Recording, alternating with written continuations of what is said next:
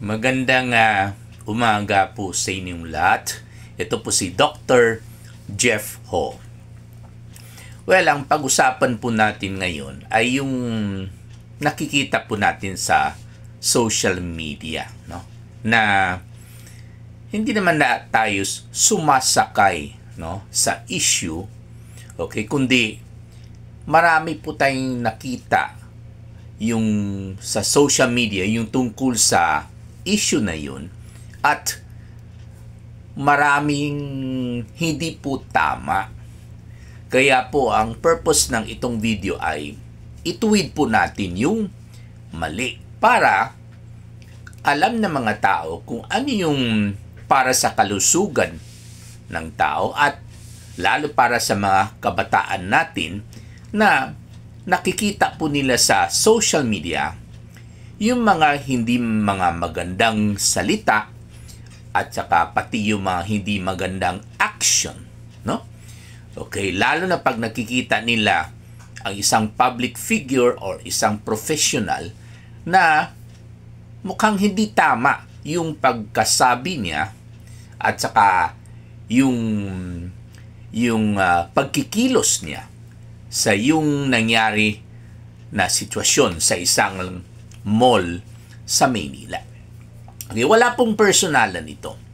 Ako po'y isang tatay at lolo rin na gusto natin ayusin ang pagtuturo natin sa ating mga anak at sa mga apo po natin para magkakaroon tayo ng respeto galing sa mga ibang tao, galing sa ibang bansa.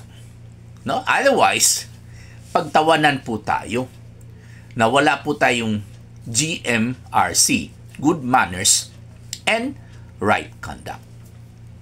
Well, ako mismo hindi ko na panood or hindi ako witness, yung first-hand witness sa pangyayari sa mall na yun na sinigawan ng isang babae ang mag-asawa na nagko-correct sa kanya or sinabihan siya dahil po nag-ubo po siya, sinabihan po siya na ano yun? Magsuot po siya ng mask at kung pwede kumbaga uwi na lang po siya kasi may ubo po siya. Okay? So anyway, yung akin lang po sa pag-ubo, kailangan talaga natin itakpan yung bibig natin. Kahit ang dahilan po ng ubo natin ay allergy lamang. Yung makati lang po ang lalamunan. Okay? Hindi katulad yung ubo ng infection na kahit hindi po makati ang lalamunan, uubuhin po tayo dahil po sa pagsisira ng daanan ng hangin, okay, na tinatawag po natin ng bronchitis o kaya yung mas malala, yung baga na tinatawag po natin ng pneumonia. Pag sinira po ng mikrobyo ang airways natin katulad ng bronchi sa acute bronchitis o yung baga po natin sa pneumonia or pulmonia, syempre, ang resulta po ay plema. Kaya po kahit hindi po makating lalamunan, pag umakyat po yung plema sa lalamunan natin dahil wala po ibang patungo yung plema kundi paakyat, courtesy of our God the Father Almighty. Kasi sinigurado ng ating Panginoon na talagang aakyat yung plema kasi ang paggawa sa ating airway ay talaga meron isang mechanism, no, na yung silya, okay, parang walis na talagang pinapaakyat ng Panginoon tuwing may plema po tayo sa baga. So one way lang po, isang direksyon lang po, paakyat lang po yung plema. At pag makarating po yung plema sa lalamunan, talagang uubuin po tayo dahil nandyan po sa vocal cords or yung larynx ang ating cough reflex. Okay? At ang plema po sa acute bronchitis o ang pulmonya ay yellow or dilaw. Hindi katulad sa allergy lamang na ang plema po, ang kulay ng plema rather, ay parang puti dahil mucoid, no? Okay? Minsan watery, parang tubig. Or minsan green or berde dahil po sa eosinophils as a result of allergy. No? Okay. So, balik po tayo sa bakit kailangan itakpan po natin yung ating bibig tuwing inubo po tayo. Kahit allergy ang dahilan. Okay? Kasi po, ang pag-ubo natin, kahit allergy ang dahilan na, okay, walang mikrobyo sa plema pag may allergy po tayo.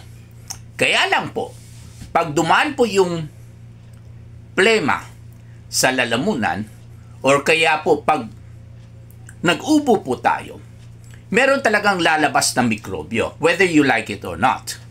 Okay? Pag malusog po tayo, kahit sino man, marami po tayong plema sa lalamunan po natin at sa bibig po natin.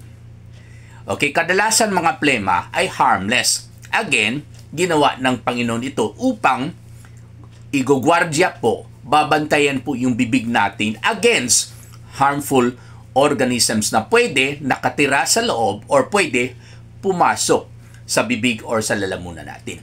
Ito po mga harmless organisms ay kinokontrol nila yung pag-multiply sa mga harmful organisms na nakatira or nakapasok sa ating bibig o sa lalamunan po natin.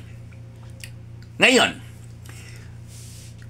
yung mga harmful organisms naman na nakatira po sa ating bibig, kahit wala tayong sakit, meron talaga tayong harmful organisms sa lalamunan. Kumbaga, carriers po tayo. Tayo po nagka-carry ng harmful germs sa ating lalamunan. Bakit hindi tayo magkasakit? Yun nga carrier nga bakit nga?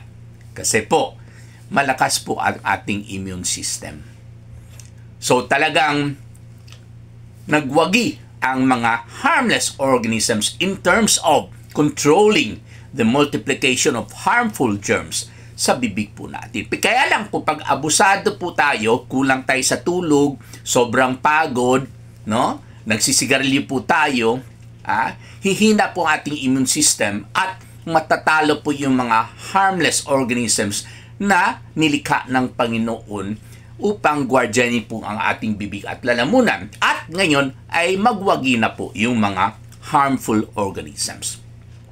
Anyway, kahit malakas ang ating immune system, kahit ang ubo po natin ay allergy lamang dahil makati lang po ang lalamunan natin, kahit puro harmless organisms ang ating bibig, at dahil po meron pong mga harmful organisms, dahil ika nga, tayo po ang nagka-carry ng harmful organisms sa bibig po natin.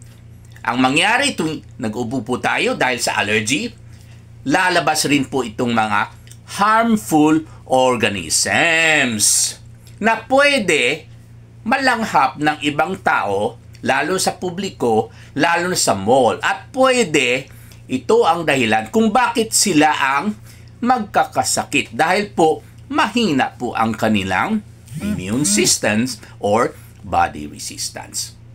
Kaya po, kailangan takpan po natin ang ating bibig. Kung hindi po tayo nakasuot ng face mask, pwede kahit panyo lamang. Ang problema, may dala tayong mga gamit minsan, may nakabili na po tayo ng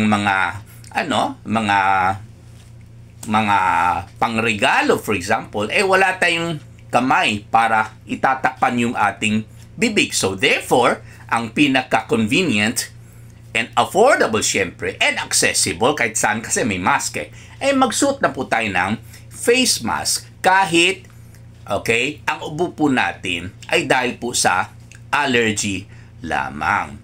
Okay, especially when you go to the mall at alam po ninyo na hindi po maiwasan ang mag-ubo dahil po tuloy-tuloy pa rin po yung kati ng lalamunan, well, wear a face mask. Kung hindi kayo magsuot ng face mask, make sure,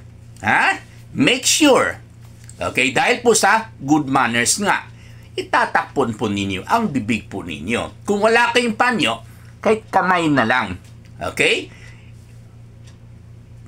In order to show respect to other people. That is, if meron po tayong good manners.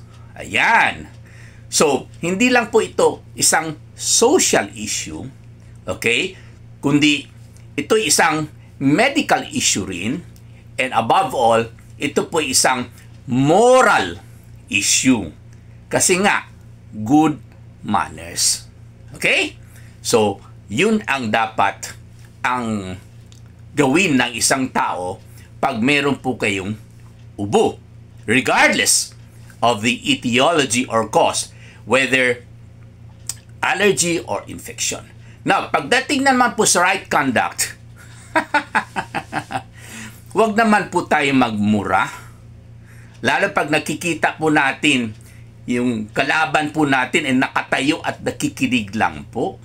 Ha? Kaya wala tayong sapat na rason na mag-react po tayo ng ganyan. Buti sana kung tuloy-tuloy ang pagbastos. Although, hindi ko sinabi na binastos ka sa umpisa, buti sana kung binabastos ka. Pwede natin gawin rason yan. Although, mali pa rin. Ha?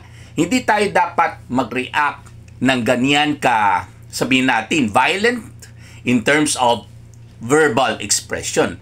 Like shouting expletives like PI, no? Mali po yan. At mali rin po magturo ng turo, yung finger pointing sa isang tao. Lalo pag walang ginagawa yung tao, no? After inumpisa niya yung incident by reminding you na magsuot ka naman ng mask, okay? Or uwi ka na lang kasi may ubo po kayo. Ha? So, yung reaction po ay mukhang mali po. And for me, it falls under the wrong conduct. No? Okay? So, kailangan po tayo, meron po tayong good manners and right conduct. At saka mukhang wala naman po grave oral defamation dyan. Kasi wala naman sinasabi yung tao that would fall under grave oral defamation.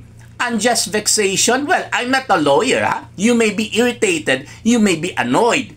Pero, well, wala kayong magagawa kasi medyo wala kayong good manners at that time I'm sorry to say this. Maraming salamat po.